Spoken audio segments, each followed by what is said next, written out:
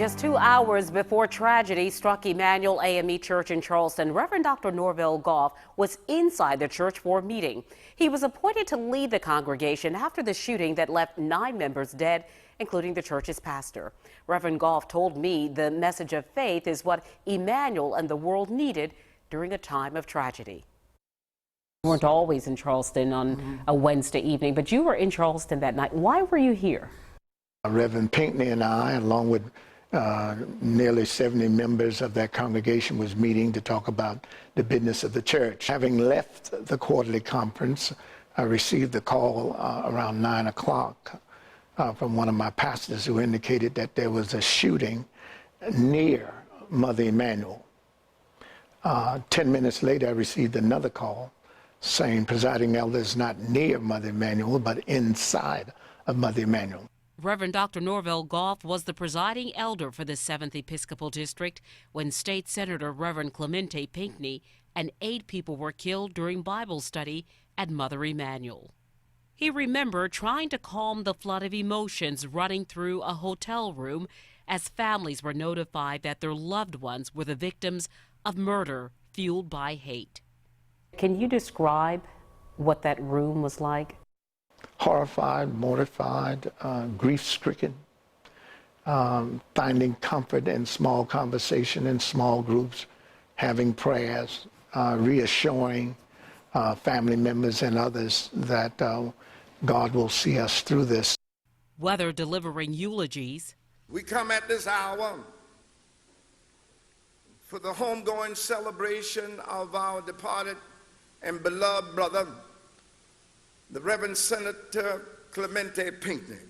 Or Sunday worship in the days after the massacre. Some of us have been downright angry, but through it all, God has sustained us. Reverend Goff promised that all who were impacted by the massacre would pursue justice. You prepare a table before me in the presence of my enemies, and hold South Carolina's elected officials accountable. Reverend Goff praised South Carolina Governor Nikki Haley. The kind of leadership she gave, not only during the tragedy, but also in bringing the flag, the Confederate flag down. Is the flag the only thing that was needed at the time? No, but it was symbolic of all that was negative as it was pointing toward those who have suffered under that situation of a Confederate flag, the bigotry, the racism. You took something very precious away from me. I would never talk to her ever again. I would never be able to hold her again. But I forgive you. There are people who feel very differently about the offer of forgiveness to Dylan Roof in bond court. Not all families share that same belief.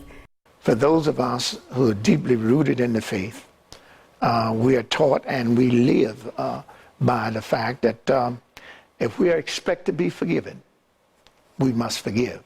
Forgiveness, which leads to one loving their neighbors as they love themselves, and releases us to begin to turn the page and write a new chapter, not only in your personal life, but in the life of the church, the community, and all those who are impacted by it by example.